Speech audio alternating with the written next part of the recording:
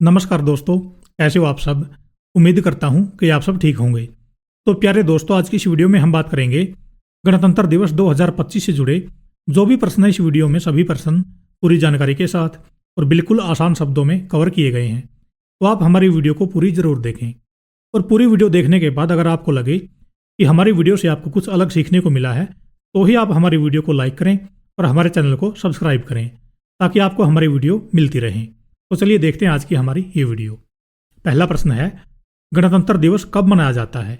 ये मनाया जाता है 26 जनवरी को नई दिल्ली में। गणतंत्र शब्द किस भाषा से लिया गया है। इसका सही उत्तर है संस्कृत भाषा। 26 जनवरी को रिपब्लिक डे क्यों मनाया जाता है? क्योंकि इसी दिन भारत सरकार अधिनियम 1935 को हटाकर उसकी जगह हमारे देश का संविधान लागू किया गया था और देश के पहले राष्ट्रपति के रूप में डॉक्टर राजेंद्र प्रसाद को चुना गया था। इसलिए हमारे देश में 26 जनवरी को रिपब्लिक डे मनाया जाता है। जबकि संविधान सभा द्वारा संविधान को पारित किया गया था 26 नवंबर 1949 को और लागू किया गया था 26 जनवरी 1950 को। तो इसलिए साल 2015 से 26 नवंबर को संविधान दिवस के रूप में मनाया जाता है। साल 2015 इसलिए खास वर्ष था क्योंकि उस साल संविधान निर्माता डॉक्टर भीमराव अंबेडकर की 125वीं जयंती थी। अब आप इन प्रश्नों में कन्फ्यूज ना हो। देखिए, आपने याद रखना है कि हमारे देश में रिपब्लिक डे मनाया जाता है 26 जनवरी को और संविधान दिवस मनाया जाता है 26 नवंबर को।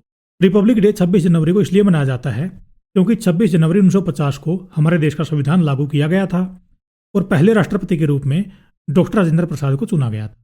जबकि 26 नवंबर को संविधान दिवस इसलिए मनाया जाता है क्योंकि 26 नवंबर 1949 को संविधान सभा द्वारा संविधान को पारित किया गया था और फिर साल 2015 से 26 नवंबर को संविधान दिवस मनाया जाने लगा क्योंकि साल 2015 में संविधान निर्माता डॉक्टर भीमराव अंबेडकर की 125वीं जयंती थी और इसी खुशी में 26 नवंबर को संविधान दिवस घोषित कर दिया गया था। तो ये सभी प्रश्न आप याद रखें। अगला प्रश्न है, संविधान को लागू करने के लिए 26 जनवरी का दिन ही क्यों चुना गया?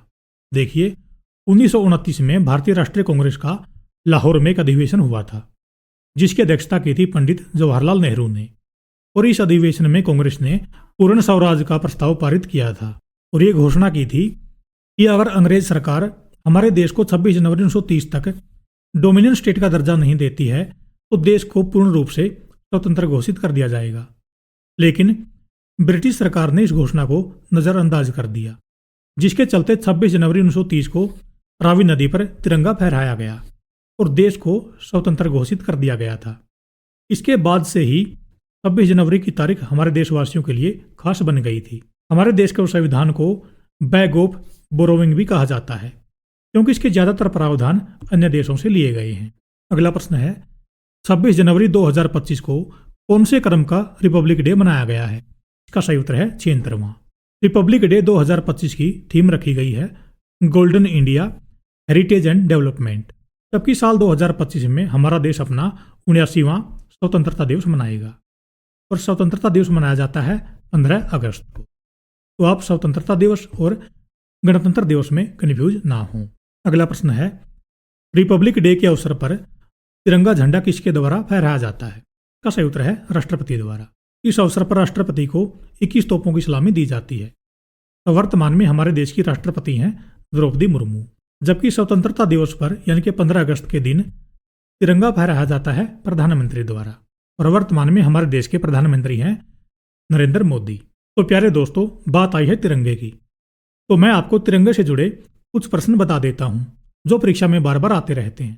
वर्तमान में जो तिरंगा झंडा है उसको बनाने का श्रेय पिंगली वेंकैया को जाता है। तिरंगा डिजाइन करने के लिए उन्होंने साल 1916 से लेकर 1921 तक करीब 30 देशों के झंडों का अध्ययन किया था। उसके बाद पिंगली वेंकैया ने तिरंगा डिजाइन किया था। तिरंगे झंडे को राष्ट्रीय ध्वज के रूप में मान्यता कब मिली? इसका उत्तर है 22 जुलाई 1947 को और इसी दिन तिरंगे पर स्थित चरखे का स्थान अशोक चक्र ने ले लिया। और जब तिरंगे से चरखे को बदला गया तो महात्मा गांधी इस बात को लेकर काफी नाराज हुए थे। देश का एकमात्र ऐसा संस्थान कहां पर है जिसके पास तिरंगा झंडा बनाने का लाइसेंस है? इसका उत्तर है हुबली, कर्नाटक। और तिरंगे का अनुपात है 3:2। लोगों को अपने घर और ऑफिस पर तिरंगा फहराने का अधिकार कब मिला था? ये मिला था साल 2004 में। और किसके प्रयास से मिला था? नवीन जिंदल। इनका नाम भी आप याद रखें। क्या नाम है? नवीन जिंदल। रात को तिरंगा फहराने का अधिकार कब दिया गया था? का उत्तर है साल 2009 में। देश का एकमात्र ऐसा संस्थान कौन सा है जहां पर एक साथ 3 तिरंगे फहराए जाते हैं? का उत्तर है संसद भवन। अगला प्रश्न है, रिपब्लिक डे 2025 के अवसर पर मुख्य अतिथि के रूप में किसे शामिल किया गया है? इनका नाम है प्रबोवो सुबियांटो, जो वर्तमान में इंडोनेशिया के राष्ट्रपति हैं। और जब हमारे देश में पहला रिपब्लिक डे मनाया गया था 26 जनवरी 1950 को, तो उस वक्त भी इंडोनेशिया के राष्ट्रपति ही मुख्य अतिथि थे, जिनका नाम था सुकर्णो। राजपथ पर पहली बार परेड का आयोजन कब किया गया था? इसका उत्तर है 1955 में। और अब राजपथ को कर्तव्य पथ के नाम से जाना जाता है। जब इस पहली परेड का आयोजन किया गया था तो उस वक्त कर्तव्य पथ को किंग्सवे के नाम से जाना जाता था और पाकिस्तान के पहले गवर्नर जनरल गुलाम मोहम्मद मुख्य अतिथि थे। यानी कि सबसे पहले कर्तव्य पथ को कहा जाता था किंग्सवे। इसके बाद इसका नाम रखा गया राजपथ और इसके बाद इसका नाम रखा गया कर्तव्य पथ, यानी कि वर्तमान में इसको कर्तव्य पथ के नाम से जाना जाता है। अगला प्रश्न है, रिपब्लिक डे 2025 के अवसर पर पहली बार किस मिसाइल का प्रदर्शन किया जाएगा? इस मिसाइल का नाम है प्रलय मिसाइल और ये मिसाइल जमीन से जमीन पर मार करने वाली है और इसको DRDO ने तैयार किया है। किसने? DRDO ने। DRDO की स्थापना कब हुई थी? 1958 में और इसका हेडक्वार्टर कहाँ पर है? नई दिल्ली में। अगला प्रश्न है, गणतंत्र दिवस के अवसर पर होने वाली परेड कहाँ से शुरू होती है? इसका उत्तर है रायसीना हिल से। रायसीना हिल से ये परेड कर्तव्य पथ और इंडिया गेट होते हुए लाल किले पर समाप्त होती है। अगला प्रश्न है, रिपब्लिक डे 2025 के अवसर पर कुल कितनी झांकियों को शामिल किया गया है? इसका उत्तर है 31। इसमें 16 झांकी राज्यों और केंद्र शासित प्रदेशों की हैं और 15 झांकी केंद्र सरकार के मंत्रालयों की है। दिल्ली की झांकी की थीम क्या रखी गई है? उत्तर है क्वालिटी एजुकेशन और दिल्ली की झांकी को 4 साल बाद शामिल किया गया है, जबकि उत्तर प्रदेश की झांकी का थीम है कुंभ मेला। अगला प्रश्न है, रिपब्लिक डे 2025 के अवसर पर कितने लोगों को पद्म पुरस्कार देने की घोषणा की गई है? इसका सही उत्तर है 139 लोगों को। अब आपके मन में एक प्रश्न होगा कि पद्म पुरस्कार किस क्षेत्र में दिया जाता है? तो मैं आपको बता दूं कि पद्म पुरस्कार कला, समाज सेवा, लोक कार्य, विज्ञान, इंजीनियरिंग, व्यापार, चिकित्सा, साहित्य, शिक्षा, खेल, सिविल सेवा आदि विभिन्न क्षेत्रों में दिए जाते हैं। और इस बार कितने लोगों को दिए गए हैं? 139 लोगों को और इनमें 23 महिलाएं शामिल हैं और 13 लोगों को ये पुरस्कार मरणोपरांत दिए गए हैं, जबकि इन पुरस्कारों में 10 ऐसे व्यक्ति हैं जो विदेशी मूल के हैं। बात आई है पद्म पुरस्कारों, तो आपको याद रहे कि पद्म पुरस्कारों में सबसे बड़ा पुरस्कार है पद्म विभूषण, उसके बाद स्थान आता है पद्म भूषण का, उसके बाद स्थान आता है पद्मश्री का। हमारे देश का सबसे बड़ा नागरिक सम्मान है भारत रत्न, उसके बाद दूसरे स्थान पर आता है पद्म विभूषण, जो इस बार 7 लोगों को दिया गया है। पद्म विभूषण इस बार 7 लोगों को दिया गया है, जो हमारे देश का दूसरा सबसे बड़ा नागरिक सम्मान है। इसके बाद आता है पद्म भूषण, जो इस बार 19 लोगों को दिया गया है और पद्मश्री इस बार यानी कि साल 2025 के लिए 113 लोगों को दिया गया है। अब बात करते हैं सबसे बड़े अवार्ड पद्म विभूषण की, जो इन अवार्डों में सबसे बड़ा है। तो पद्म विभूषण साल 2025 के लिए दिया गया है श्री दुव्वर नागेश्वर रेड्डी को। इनको चिकित्सा के क्षेत्र में ये अवार्ड दिया गया है और ये तेलंगाना के रहने वाले हैं। इसके बाद नाम आता है न्यायमूर्ति श्री जगदीश सिंह खेहर का। इनको लोक कार्य के लिए ये अवार्ड दिया गया है और ये चंडीगढ़ के रहने वाले हैं। इसके बाद नाम आता है श्रीमती कुमुदिनी रजनीकांत लाखिया का, जिनको कला के क्षेत्र में ये अवार्ड दिया गया है, ये गुजरात की हैं। इसके बाद नाम आता है श्री लक्ष्मी नारायण सुब्रमण्यम। इनको भी कला के क्षेत्र में ये अवार्ड दिया गया है और ये कर्नाटक के हैं। इसके बाद नाम आता है श्री MT वासुदेवन नायर। इनको ये अवार्ड मरणोपरांत दिया गया है इस क्षेत्र में, साहित्य और शिक्षा के क्षेत्र में, और ये केरल के हैं। इसके बाद नाम आता है श्री ओसामू सुजुकी। इनको भी ये अवार्ड मरणोपरांत दिया गया है और सुजुकी से आपको आइडिया आ गया होगा कि ये जापान के रहने वाले हैं और इनको व्यापार और उद्योग के क्षेत्र में ये अवार्ड दिया गया है। कौन सा? पद्म विभूषण 2025। श्रीमती शारदा सिन्हा को भी ये अवार्ड मरणोपरांत दिया गया है इनको ये अवार्ड कला के क्षेत्र में दिया गया है और ये बिहार के हैं।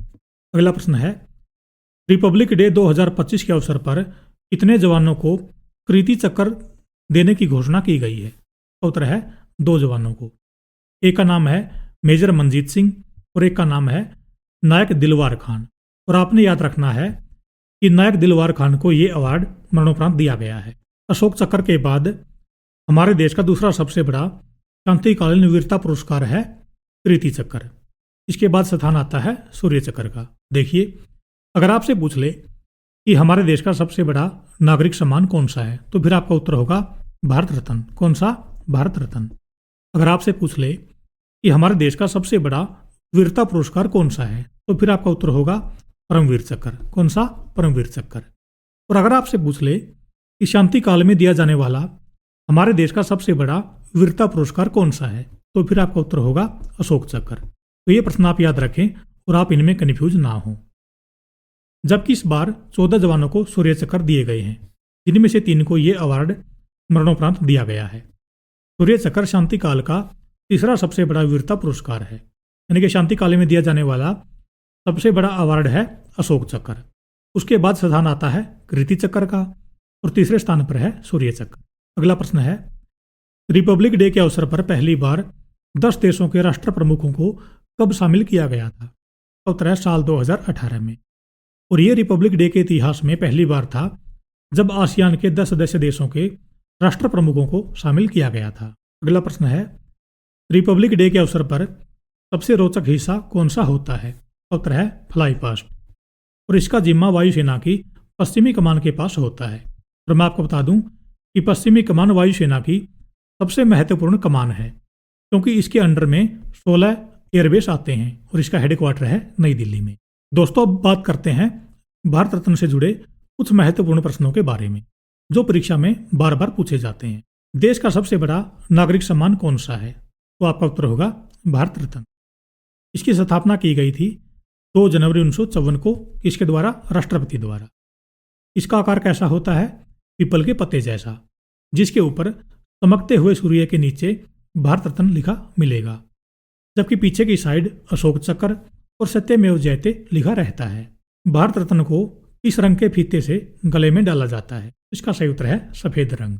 अब आपके मन में प्रश्न होगा कि देश का सबसे बड़ा अवार्ड भारत रत्न किस क्षेत्र में दिया जाता है? तो ये दिया जाता है कला के क्षेत्र में, साहित्य के क्षेत्र में, विज्ञान के क्षेत्र में, सार्वजनिक सेवा के क्षेत्र में और खेल के क्षेत्र में महत्वपूर्ण योगदान के लिए।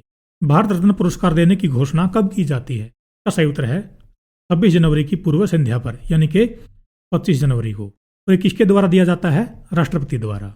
अगला प्रश्न है, पहली बार 1954 में भारत रत्न कितने व्यक्तियों को दिया गया था? इसका सही उत्तर है 3 व्यक्तियों को। इन 3 व्यक्तियों के नाम हैं डॉक्टर सर्वपल्ली राधाकृष्णन, टी राजगोपालाचार्य और सीवी रमन। भारत रत्न को मरणोपरांत देने का प्रावधान कब जोड़ा गया था? ये जोड़ा गया था साल 1955 में, यानी कि साल 1955 से पहले ये अवार्ड जीवित व्यक्तियों को ही दिया जाता था। लेकिन 1955 में प्रावधान किया गया कि अब से ये अवार्ड मरणोपरांत भी दिया जाएगा। तो वो व्यक्ति कौन थे जिसको सबसे पहले मरणोपरांत ये अवार्ड दिया गया था? जिनका नाम था लाल बहादुर शास्त्री। इनको 1966 में ये अवार्ड दिया गया था, जबकि ये अवार्ड पाने वाली पहली महिला थी इंदिरा गांधी। अगला प्रश्न है, इस पार्टी ने साल 1977 में इस अवार्ड को, यानी कि भारत रत्न को, बंद कर दिया था? उत्तर है जनता पार्टी ने। लेकिन जनता पार्टी के बाद 1980 में फिर से कांग्रेस सत्ता में आई और इस अवार्ड को दोबारा शुरू कर दिया। अगला प्रश्न है, भारत रत्न पाने वाले पहले विदेशी व्यक्ति कौन थे? का सही उत्तर है खान अब्दुल गफर खान। इनको 1987 में ये अवार्ड दिया गया था और ये पाकिस्तान के हैं। जबकि ये अवार्ड पाने वाले दूसरे विदेशी व्यक्ति हैं नेल्सन मंडेला। इनको 1990 में ये अवार्ड दिया गया था और ये अवार्ड पाने वाले पहले खिलाड़ी हैं सचिन तेंदुलकर। देखिए, कई बार प्रश्न आता है कि भारत रत्न पाने वाले पहले विदेशी व्यक्ति कौन थे? तो आपको इन दोनों में से एक ऑप्शन मिलेगा, या तो खान अब्दुल गफर खान या नेल्सन मंडेला। तो आप इनमें कन्फ्यूज ना हो, क्योंकि कुछ लोग मानते हैं कि खान अब्दुल गफर खान पहले विदेशी व्यक्ति नहीं थे, क्योंकि पाकिस्तान तो हमारे देश से अलग हुआ है। इसीलिए कुछ लोग पहला विदेशी व्यक्ति मानते हैं नेल्सन मंडेला को। तो प्यारे दोस्तों, ये थी आज की हमारी वीडियो। अगर आपको लगे कि हमारी वीडियो से आपको कुछ अलग और नया सीखने को मिला है तो आप हमारे चैनल को सब्सक्राइब कर लें ताकि आपको हमारी आगे आने वाली वीडियो समय पर मिल सके। धन्यवाद। आपका दिन शुभ रहे।